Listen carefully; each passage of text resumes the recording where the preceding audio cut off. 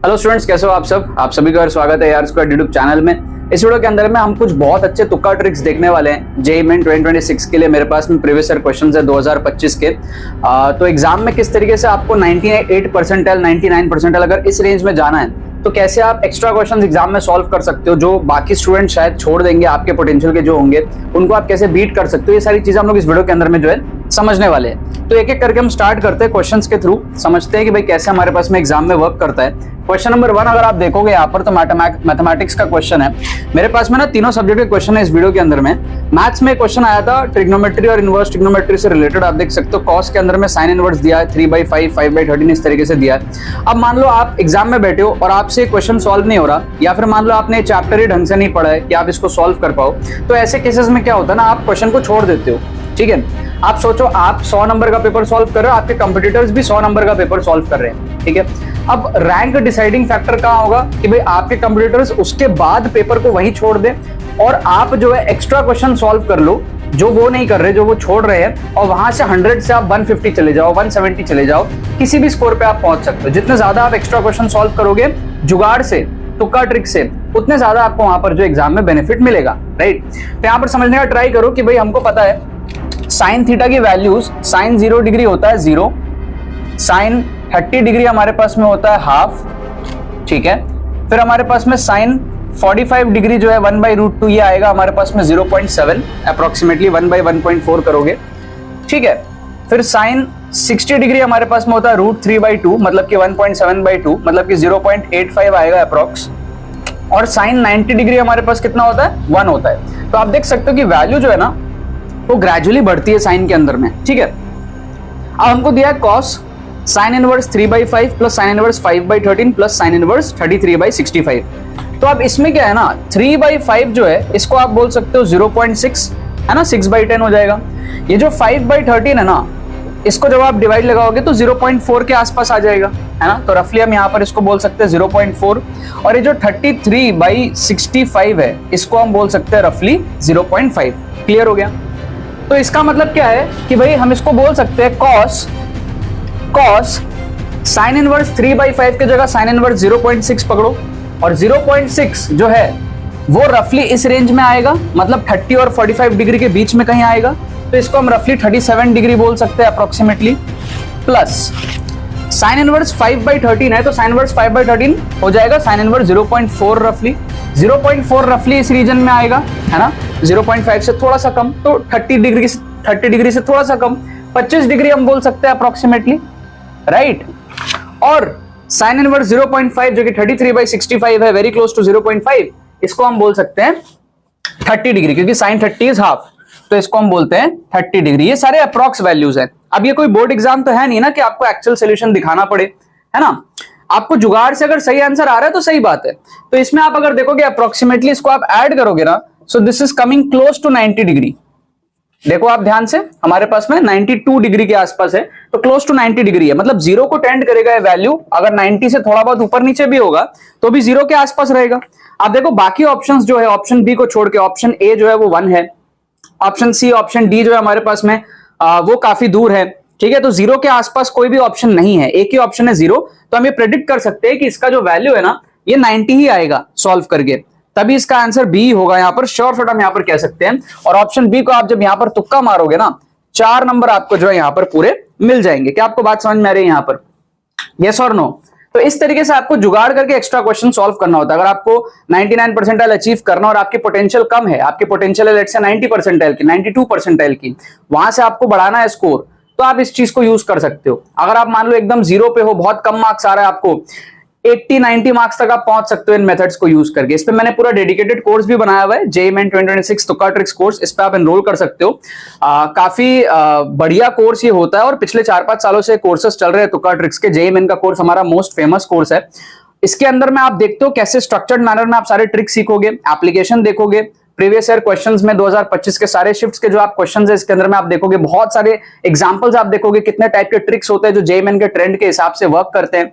Full paper तुक्का tricks का demonstration भी इसके अंदर में है कि बहुत सारे स्टूडेंट्स को लगता है कि भाई प्रूफ करके बताओ कि तुक्का ट्रिक्स से हम श्योर शॉट मार्क्स बूस्ट कर सकते हैं या नहीं कर सकते, तो उसका डिमॉन्स्ट्रेशन ऑन स्पॉट इसके अंदर में दिखाया है कि आप कैसे 0 से 80 100 के आसपास पहुंच सकते हो पूरा तुक्का ट्रिक्स लगा के भी। वो भी 30-40 मिनट के अंदर में, ठीक है। और जो स्टूडेंट एक पोटेंशियल पे है, मान लो आप 100 नंबर के आसपास हो, 80 नंबर के आसपास हो, है ना, वहां से आप 150 क्रॉस करना चाहते हो, 160 क्रॉस करना चाहते हो, तो आपके लिए बहुत ज्यादा हेल्पफुल है। अगर आप जनरल कैटेगरी के स्टूडेंट हो तो, अगर आपको एनआईटी से फिक्स कर लेनी है तो। और जो अच्छे स्टूडेंट है 160 200 इस रेंज में स्कोर कर रहे हैं, आप भी 25-30 मार्क्स वहां से भी ऐड कर सकते हो। तो काफी हेल्पफुल कोर्स होता है, लिंक इसका डिस्क्रिप्शन में मिलेगा, आपको जाके आप एनरोल कर सकते हो। कूपन कोड आप यूज कर लेना TTFAM, यहां मैं लिख देता हूं TTFAM 500। ये कूपन कोड अब एक्सपायर होने वाला है, ज्यादा टाइम वैलिड नहीं रहेगा, तो इसको अगर आप यूज करोगे तो आपको एक्स्ट्रा 500 ऑफ मिल जाएगा, ठीक है। तो इस ऑफर पे आपको और एडिशनल डिस्काउंट चाहिए तो आप इस कूपन कोड को यूज कर लेना। बाकी कोई भी क्वेरी हमारी टीम को व्हाट्सएप करके पूछ सकते हो, लिंक डिस्क्रिप्शन में। और मेरे सारे कोर्सेज आपको tukkatricks.com पे मिलेंगे। जेईएमएन के अलावा भी आपको एग्जाम्स दे रहे हो तो वो आप tukkatricks.com पे जाके चेकआउट कर सकते हो, ठीक है। जेईएमएन का लिंक डिस्क्रिप्शन में मिल जाएगा, पिन कमेंट में भी मिल जाएगा। सो यहाँ पर समझते हैं हम लोग सेकंड क्वेश्चन को। सो यहाँ पर क्या दिया हुआ है ना, फिजिक्स का क्वेश्चन है। अब बाकी बच्चे क्या इसको एक्चुअल तरीके से सॉल्व करने लग जाएंगे, जैसे कि कोई बोर्ड एग्जाम दे रहे हो, या आपको सॉल्व करना नहीं आता है, आपको ज्यादा कैलकुलस वगैरह नहीं आता है, ठीक है, तो आप छोड़ देते हो क्वेश्चन को। मेरा मकसद ये है कि आप बाकी बच्चों को बीट करो, आप बाकी बच्चों से आगे निकलो। तो इवन दो अगर आपको नॉलेज नहीं है, आप सॉल्व नहीं कर पा रहे हो, तो भी आप इसको कैसे जुगाड़ से कर सकते हो, कैसे आप तुक्का ट्रिक से कर सकते हो। आप यहां पर क्या करो ना, ए और बी को इक्वल ले लो। रेक्टेंगल दिया है क्वेश्चन में, बट स्क्वायर भी आप ले सकते हो ना, ऐसा कुछ बोला तो नहीं है कि ए और बी इक्वल नहीं हो सकते। तो ए और बी को आप इक्वल ले लो, और मैं तो कहता हूं ए और बी को इक्वल लेके 1 ही ले लो, ठीक है। एकदम सिंप्लीफाई कर दो चीजों को। तो ए और बी क्या है, जनरल टर्म्स है, जनरल टर्म्स आप अपने मन से भी ले सकते हो। तो हमने ए और बी को क्या करा ना, जनरली अपने मन से 1 ले लिया, और यहां पर हम क्या करेंगे, इसको हम एक स्क्वायर के तरह देखेंगे। अगर हम इसको स्क्वायर के तरह देखें, ये एक्स एक्सिस है, वाई एक्सिस है, तो आप सोचो इसका सेंटर ऑफ मास कहां आना चाहिए, बीच में आना चाहिए, 1/2 पे आना चाहिए, अगर सिमेट्रिकल है तो, राइट। लेकिन सिमेट्रिकल तो है नहीं। क्वेश्चन में हमको क्या दिया हुआ है कि भाई जो सिग्मा है वो प्रोपोर्शनल टू एक्स है। सिग्मा अगर प्रोपोर्शनल टू एक्स है, इसका मतलब क्या होगा, एक्स में हम जैसे जैसे आगे जाएंगे, समझ रहे हो, जैसे जैसे हम एक्स में आगे जाएंगे वैसे क्या होगा, हमारे पास में सिग्मा बढ़ जाएगा। इसका मतलब जैसे जैसे एक्स में आगे जाने से सिग्मा बढ़ेगा, तो जो सेंटर ऑफ मास है वो थोड़ा सा एक्स में शिफ्टेड होगा, है ना, एक्स कोऑर्डिनेट। वाई में तो सिमेट्रिकल है, अभी भी वाई में तो कुछ कह ही नहीं रहा है, जैसा है वैसा ही है ना, हर मोमेंट पे ऊपर नीचे वाई में बराबर है। लेकिन एक्स में जो है राइट साइड में मास ज्यादा है, तो इसका मतलब x coordinate centre of mass का थोड़ा सा राइट में शिफ्टेड होगा। अब आप ऑप्शंस में देखोगे, ए बी को तो 1 कंसीडर कर रहे हैं हम लोग, तो आप देखो ऑप्शन ए क्या है, 2/3, 1/2, ठीक है। तो आपको फील आ रहा है कि हाँ यार ये एक्स कोऑर्डिनेट जो है 1/2 से थोड़ा बड़ा आया है, और वाई कोऑर्डिनेट 1/2 ही आया है। अगर हम ए बी को 1 मान लेते हैं तो ये सही हो सकता है। बाकी ऑप्शंस में आप देखो, ऑप्शन बी में आपको y चेंज कर दिया है, 2/3 कर दिया है। ऑप्शन सी में आप देखो दोनों 1/2 ही है, जो कि नॉर्मल सिमेट्रिकल केस में होता। ऑप्शन डी में आप देखो a/3 है, मतलब कि 1/3 है, मतलब कि 1/2 से भी छोटा है, जो कि नहीं होगा, राइट साइड में जाएगा क्योंकि राइट में मास बढ़ रहा है। इसका मतलब एक ही ऑप्शन पॉसिबल है, ऑप्शन ए। इसको आप तुक्का लगा सकते हो। 4 नंबर आपको यहां पर जो है फ्री फंड के मिल जाएंगे, without even actually solving the question. ये पावर होता है तुक्का ट्रिक्स का। इस तरीके से जब आप एग्जाम में सॉल्व करोगे ना क्वेश्चन, तो आप सोचो हर 4 नंबर के साथ आप बाकी बच्चों को, कितने हजारों स्टूडेंट्स को ओवरटेक कर रहे हो, और आराम से ऐसे बहुत सारे क्वेश्चन आप एग्जाम में निकाल सकते हो। मतलब 8-10 क्वेश्चन तो आप ऐसे निकाल लोगे जो श्योर शॉर्ट होंगे, आपको पता रहेगा 100% आपका आंसर सही है। फिर ऑप्शन एलिमिनेशन आता है, इंटेलिजेंट गेसिंग आता है, बहुत सारे अलग अलग टाइप के ट्रिक्स होते हैं। ओवरऑल आप जो है 70-80 नंबर तक वो पोटेंशियल रीच कर सकते हो। तुक्का ट्रिक्स अगर आप मेरे से सीखोगे तो आप जेईएमएन में बढ़ा लो, राइट, चाहे आपको कुछ नहीं आता है तो भी। अब समझते हैं हम यहाँ पर क्वेश्चन नंबर 3 में फास्ट कैलकुलेशन ट्रिक आपको मैं बताता हूँ। काफी सारे स्टूडेंट सोचते हैं ना कि मैं सिर्फ तुक्का मारना ही सिखाता हूँ, सिर्फ मैं तुक्का मारना नहीं सिखाता हूँ, मैं आपको हर टाइप के ट्रिक्स, हर टाइप की प्रॉब्लम सॉल्विंग एबिलिटी आपके मैं डेवलप करना चाहता हूँ, जो एग्जाम में आपको काम आएंगी। तो यहाँ पर आप देखो एक रेजिस्टेंस दिया हुआ है आर, उसको बेंड किया एक इक्विलैटरल ट्राइंगल में और एक स्क्वायर में बेंड किया है, ठीक है। और रेजिस्टेंस बताना है between 2 end points of an edge. Ratio बताना है बेसिकली रेजिस्टेंस का, इक्विवेलेंट रेजिस्टेंस का, ट्राइंगल के लिए और स्क्वायर के लिए। सो बेसिकली सीन ऐसा बन रहा है ना कि एक हमारे पास में ट्राइंगल है इस तरीके से, और एक हमारे पास में ना स्क्वायर है इस तरीके से, और एक आर रेजिस्टेंस है, उसी को तोड़ के जो इसमें डाला गया है। अब आप क्या करते हो ना, फट से इसको r/3 लोगे, r/4 लोगे, और फिर वैसे कैलकुलेशन करने लग जाओगे। कैलकुलेशन क्लमजी हो जाता है, आपको मजा भी नहीं आता, आप बीच में स्टक भी हो जाते हो, स्टाइलिश नहीं लगता। इस टाइप के क्वेश्चन को आपको जेईएमएन में स्टाइल से उड़ाना है। तो हम इसको स्टाइल से कैसे उड़ाएंगे, आप देखो इसमें 3 साइड है, इसमें आपके 4 साइड है। इसका मतलब 4 और 3 का मल्टीपल ले लो आप, 12 ले लो। आर को आप ले लो 12 ओम, समझे, आर को मैं ले रहा हूं 12 ओम।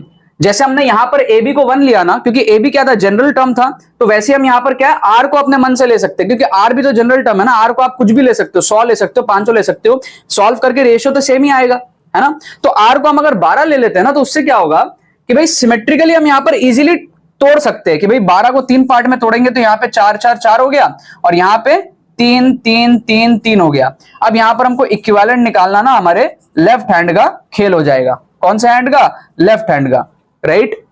तो अब आप देखो यहां पर 4 4 8 हो गया सीरीज में, और 8 और 4 पैरेलल में आएगा, मतलब 8 4 32 अपॉन 8 प्लस 4, है ना, 8 4 32 अपॉन 8 प्लस 4 12। ये तो इसके लिए हो गया। अब इसके लिए आप देखोगे तो 3 3 3 9 हो गया, 9 सीरीज में और 9 और 3 पैरेलल में, तो 9 3 27 डिवाइडेड बाई 9 प्लस 3 12, तो 12 और 12 कट के आपका हो जाएगा 32/27, आपका आंसर हो जाएगा। ऑप्शन डी में आपको ये दिख जाएगा। 4 नंबर आपको यहां पर जो है पूरे मिल जाएंगे, ठीक है। अब अगर बोर्ड एग्जाम होता तो हम आर के टर्म्स में ही करते, क्योंकि वहां पूरा सोल्यूशन मैंडेटरी होता है, वहां जुगाड़ काम नहीं करता। बट क्योंकि जेई है, यहां पर फाइनल आंसर आपका मैटर करेगा, तो इसे स्मार्ट टैक्टिक्स का यूज करा करो, स्मार्ट ट्रिक्स का यूज करा करो, जिससे आपकी कैलकुलेशन इजी हो जाए, आंसर अच्छे से आपका आ जाए, है ना। कुछ हमारे पास में ना लूप होल्स भी होते हैं, जैसे हम इस क्वेश्चन को देखो, केमिस्ट्री में आया हुआ क्वेश्चन है, इसमें हम थोड़ा सा लूप होल यूज करेंगे ऑप्शंस के अंदर में, और ऑप्शन एलिमिनेशन टैक्टिक का यूज करेंगे इसको सही करने के लिए। इसमें आप देखोगे ना कि आपको दिया है कि ए नॉट जब 0.1 था तो टी हाफ 200 था, और ए नॉट जब 0.025 हुआ तो टी हाफ जो है वो 100 हो गया। क्लियर है। स्टेटमेंट्स आपको दिया ना, थोड़ी सी डिफिकल्टी आ सकती है आपको ऑर्डर ऑफ द रिएक्शन देखने में, या जो स्टेटमेंट सी दिया हुआ है, order of the reaction changes to 1 if the concentration of reactant blah blah, इसमें थोड़ी सी डिफिकल्टी आ सकती है। लेकिन आप देखो स्टेटमेंट बी है और जो स्टेटमेंट डी है कि भाई ए नॉट 1 है तो टी हाफ कितना है ना, टी हाफ इतना है तो ए नॉट इतना है, ये बहुत आसान है चेक करना स्टेटमेंट बी और डी, तो क्यों ना आप उसको चेक करो, ठीक है। आपको लगेगा यार ये तो डिफिकल्ट है, मेरे को नहीं आ रहा, आपको अगर केमिकल काइनेटिक्स नहीं भी आता है ना, तब भी आप इस क्वेश्चन को सही कर सकते हो। देखो कैसे, हमको क्या दिया है कि भाई ये 0.1 था तो ये हमारे पास में 200 था, ये हमको जब 0.025 दिया ना तो ये हमारे पास में 100 हो गया। इसका मतलब ये जब 4 गुना कम हो रहा है, 1/4 हो रहा है, तो ये 1/2 हो रहा है। तो हम यहां से इजीली कह सकते हैं कि जो हमारा टी हाफ है that is proportional to root over of A naught, ये हम कह सकते हैं T half is proportional to root A naught, क्योंकि ए नॉट जब 1/4 हुआ तो टी हाफ 1/2 हुआ, राइट। तो यहां से आप सिंपली देखो स्टेटमेंट डी क्या कह रहा है कि ए नॉट 1.6 है, 1.6 का मतलब क्या है, इससे 16 गुना, अगर ये 16 गुना होगा तो ये 4 गुना होगा हमारे पास में √16, तो आप देखो ये 200 से 4 गुना मतलब 800 हो जाएगा। इसका मतलब स्टेटमेंट डी हमारे पास में करेक्ट है। स्टेटमेंट डी करेक्ट है तो ऑप्शन ए और बी एलिमिनेट हो गया, उसमें स्टेटमेंट डी दिया ही नहीं है ना, A and C, A and B दिया है, तो ऑप्शन ए भी एलिमिनेट हो गया। अब आप देखो यहां पर बी को अगर आप चेक करोगे ना, बी में क्या कह रहा है कि ए नॉट जब 1 है ना, ए नॉट 1 का मतलब क्या है, इससे 10 गुना, इससे 10 गुना अगर करेंगे तो टी हाफ √10 टाइम्स आ जाएगा 200 का, तो 200 √10 होगा, वो भी सही है, मतलब स्टेटमेंट बी भी सही है। स्टेटमेंट बी सही है तो अगेन ऑप्शन डी एलिमिनेट हो गया, उसमें बी नहीं है, तो एक ही ऑप्शन यहां पर पॉसिबल, ऑप्शन सी। आप डायरेक्टली यहां पर ऑप्शन सी को आप तुक्का मार सकते हो। 4 नंबर आपको जो है पूरे इस क्वेश्चन में भी मिल जाएंगे इस लूप होल से, आपको ज्यादा नॉलेज की जरूरत ही नहीं पड़ी। तो अगर आपकी सोच ऐसी है कि भाई जेईई मेन में बहुत नॉलेज चाहिए, बहुत प्रिपरेशन चाहिए, है ना, तो आप गलत सोचते हो। कम नॉलेज पे और कम पोटेंशियल जो आपका अभी है उस पे भी आप बहुत अच्छा अपना स्कोर मैक्सिमाइज कर सकते हो। इस सोच आपको लानी पड़ेगी, सीखनी पड़ेगी।